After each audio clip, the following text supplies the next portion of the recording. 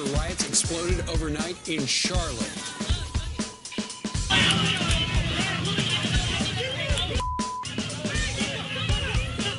This disturbing video showing an officer hit in the head right there on the ground. That guy was hit in the head with a brick. Looters are setting fires. They're storming stores, all after police shot and killed a man that they say aimed a gun at them.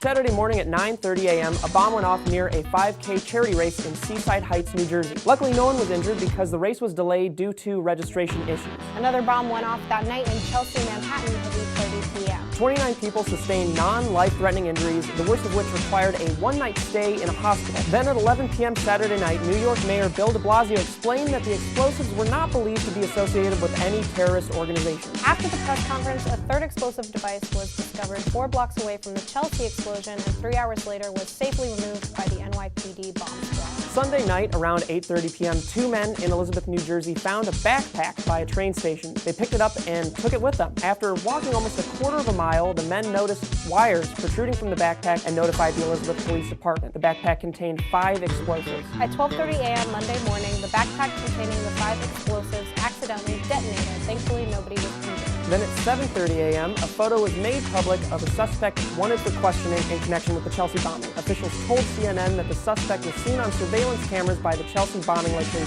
2 hours later, the FBI connected the previous suspect to both the Chelsea and Jersey explosion. Then around 10:50 a.m., police began telling residents of Linden, New Jersey to stay inside. A tweet coming from user Blissful Villain warned, "Cops just yelled outside and said there's an active shooter. If you're in Linden, New Jersey, please stay indoors. I just heard 3 rounds of shots." The suspect caught on the surveillance footage near the Chelsea bombing was shot in the ass after a 30-second chase and hauled off in an ambulance. As it turns out, a fingerprint on one of the failed devices led investigators to the suspect. Officials mentioned that he certainly seemed to do virtually nothing to cover his tracks. He even used a cell phone connected to his phone plan to detonate the explosives. This might be the worst terrorist of all time. He even had about 36 hours to vacate the area and managed to get caught a town over asleep at a bar. Taking over the streets of Charlotte, North Carolina overnight, hours after police shoot and kill a man that they say aimed a gun at them.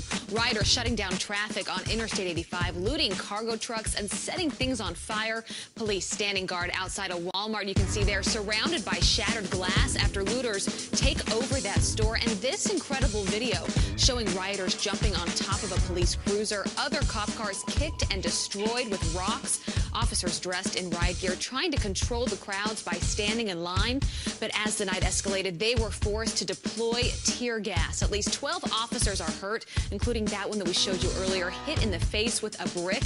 The protests breaking out hours after police shot and killed 43-year-old Keith Scott.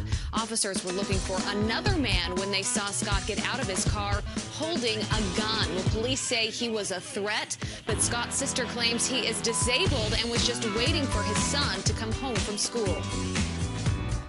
They jumped off their truck. They said, hands up. He got a gun. He got a gun. Pow, pow, pow, pow. That's it. He had no gun. So you heard it there. His family insisting he was holding a book, but investigators say they did recover his gun from the scene. His daughter live streamed the aftermath on Facebook. Well, the officer who pulled the trigger is now on administrative leave, at least. The Republican nominee's son, Donald Trump Jr., you see he's under fire this morning for tweeting this last night.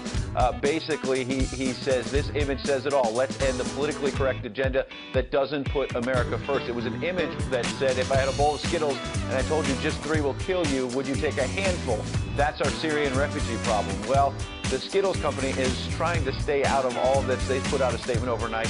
Skittles are candy. Refugees are people.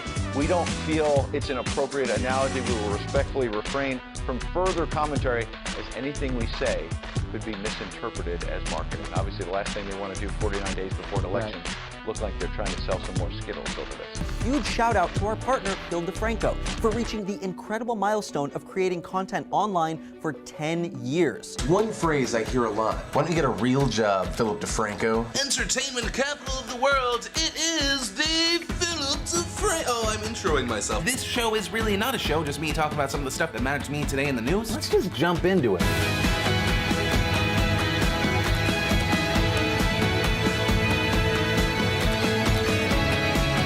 Always, my name's Philip DeFranco. You've just been filled in. I love yo faces, and I'll see you tomorrow. Backwards masking is always fun. The Eagles, Hotel California. And It sounds like he's saying that, yes, Satan had help. He organized his own religion. It's kind of creepy. Take a listen.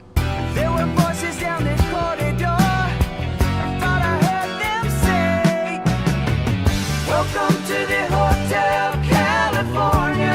Hang off the light, but oh, hey, there's blood flow.